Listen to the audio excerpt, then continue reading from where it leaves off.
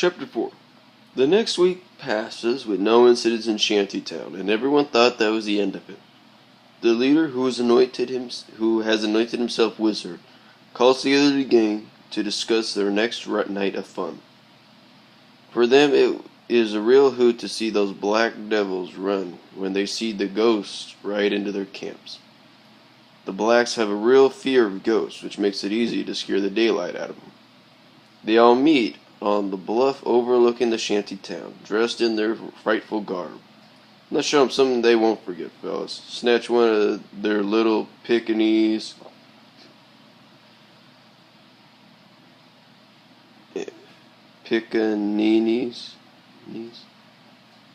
and we'll take her with us.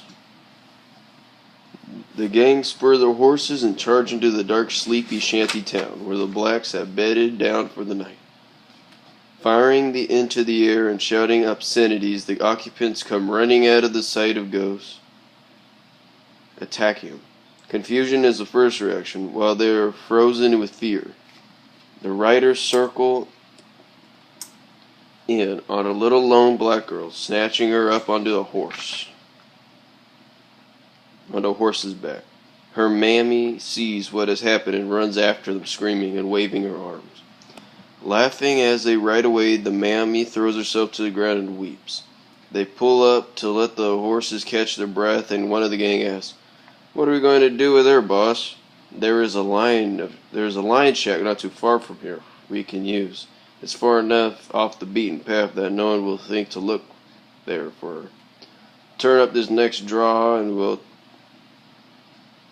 it'll take us right to it. They approach the shack slowly in case someone is using it. Satisfied they have it to themselves, they dismount and enter. It is in poor repair, but good enough to keep the girl from running off after they leave. They toss her in the corner and tie her hands to her feet. That should hold her for a while, at least long enough to put a real scare into her folks. They have to learn they aren't wanted around here. The next morning, Greg's hired blacks show up for work mid-morning. You can't come to work any old time you want. You get here at daylight or you're fired. Runs are so sorry, mister. But our little niece was kidnapped last night by the ghosts, and we've been out looking for her. We just got back. John is working nearby and overhears the conversation. He moves closer and asks, "Could I go out and look for her? I'm a pretty good tracker. If you want to give it a try, go ahead, but don't forget we have work to do here. I'll be home by dark, but if I'm late, save some supper for me." John saddles up and sets off for the foothills, thinking that would be the logical way to go. He wants to check the tracks up there. He meanders back and forth for several hours. When he finally runs across tracks made by several horses traveling together. He had hunted this mountain several times and knew there was a shack up nearby.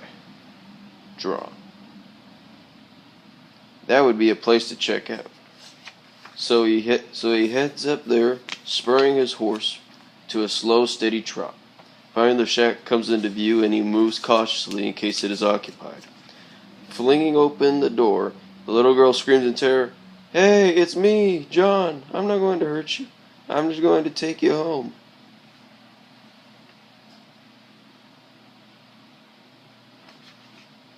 With a cry of relief, she holds out her hands to show him she is tied.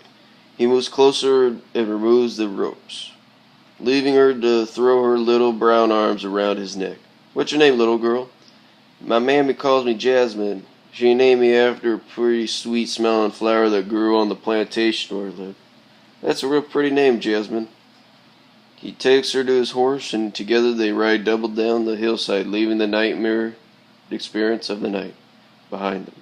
She tells him about the ghost who grabbed her and how scared she was. As they approach the shanty town, the girl's mammy spots the pair as they ride in. "Oh, my Lord, thank you. My precious little girl's home at last." "Thank you, thank you, thank you." Tears flow and cries of joy break out among the folks. "She seems to be all right, missus, but she has had a terrible night." "Mammy, I'm hungry. Can I have some supper?" They all laugh and carry her into the home. John, satisfied she is safe, turns and rides off. He's anxious to tell Greg about these ghosts.